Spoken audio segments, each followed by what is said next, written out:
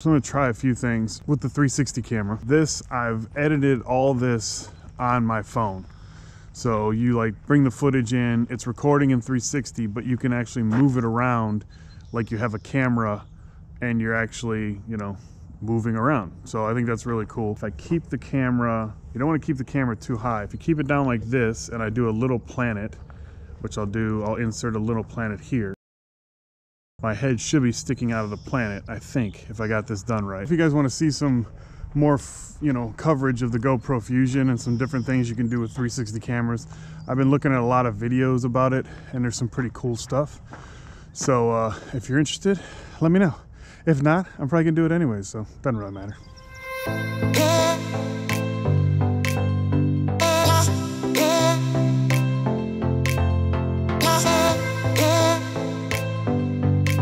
So I want to talk to you guys about the Casey Neistat interview. So the other day, Casey interviewed the head of YouTube business, Robert something or other. I saw him getting a lot of flack on Twitter and stuff like that about softball questions, and the guy didn't really answer anything. And I'm not sure what people expected when the head of YouTube business goes on Casey Neistat's channel. If he would have went on like Philip DeFranco's show or had an interview with Philip DeFranco, I think that would have been completely different. Philip DeFranco thinks more like a journalist than Casey thinks like a creator. So he had some good questions, I think, and it was edited, so I'm not sure how much follow-up he did, but like the follow-ups weren't there. And I don't think that's his fault. That's not his type of thing. And I think that's why YouTube agreed to go on his channel, because they knew, one, they said any questions there's no questions off limit. Great. They also knew that they weren't going to get hit really hard by Casey Neistat, in my opinion. I think he asked some good questions.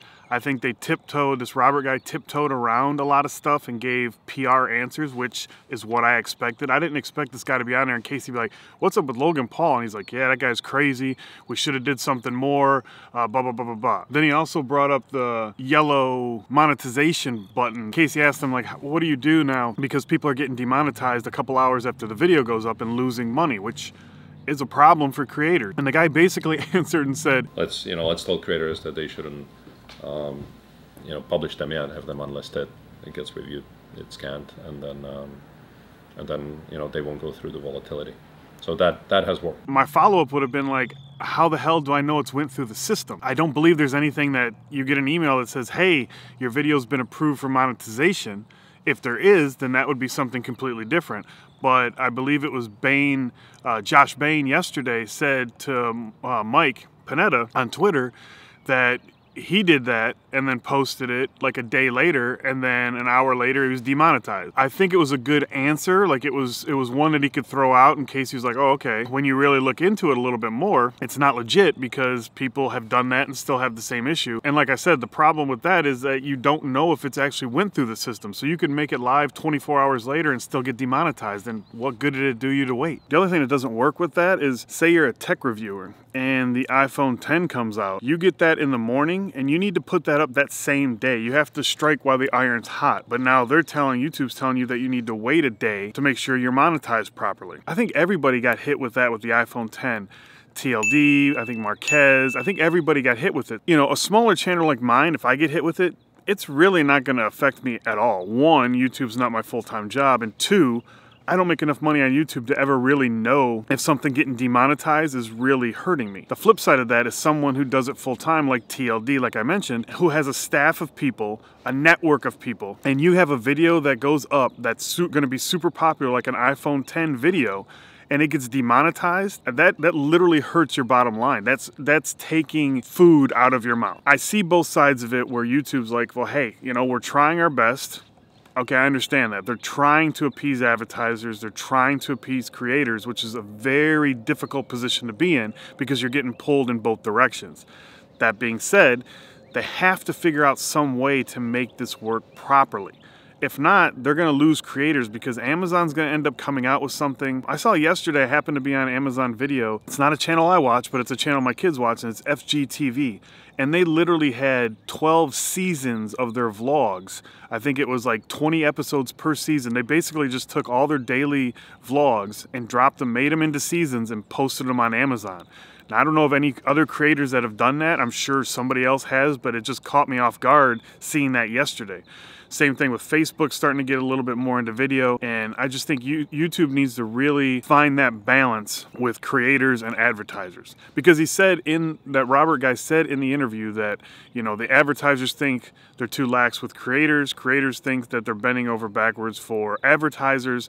So I mean, it's a no-win situation for YouTube. Even if they get everything figured out, somebody's gonna have something else to complain about. I think it just shows that you have to not put all your eggs in one basket when it comes to YouTube. I think you need to diversify a little bit, and you actually see that. I'm not a huge fan of him, but Logan Paul has figured that out, because his new videos, he's pumping his merchandise, which I believe he did before too. Now YouTube took away his advertisements and even took him off the top tier advertisements after the Japanese thing, and now have suspended his advertisements after the, I don't know, what did he do? Give mouth to mouth to a fish and tase a dead rat? But either way, he knows that YouTube is not going to be the stream of money that it once was, so he's going to be pushing his merch more than he did in the past. Bad as Logan Paul is as a lesson, it's really, you need to diversify. You can't put all your eggs in one basket. So that's just my 2 cents on it. I'm sure people with a lot more knowledge of the algorithm and YouTube inner workings will have a better take on it.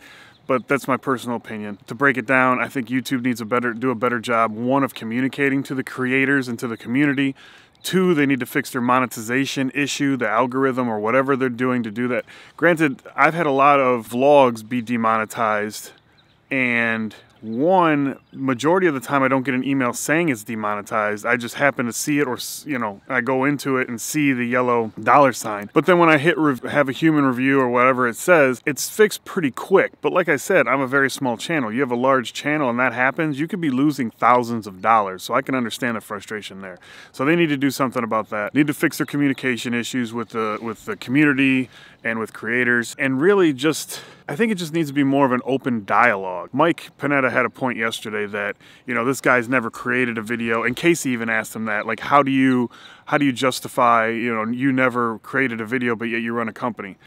I think that's a very narrow way to look at things. You know, the people that run Ford and GM, like the presidents, which I can't think of off the top of my head, they didn't work on the line. You know what I'm saying? They weren't, as far as I know, they didn't work on the line. They weren't in the plant floor, you know, assembling cars, and then a few years later they ran the company. That's a lot of places are like that, and I can understand your frustration where you're like, well, you've never been a creator, how do you know? There's coaches in the NBA and NFL that were never players. I mean, look at was it Eric Spoelstra for the Heat?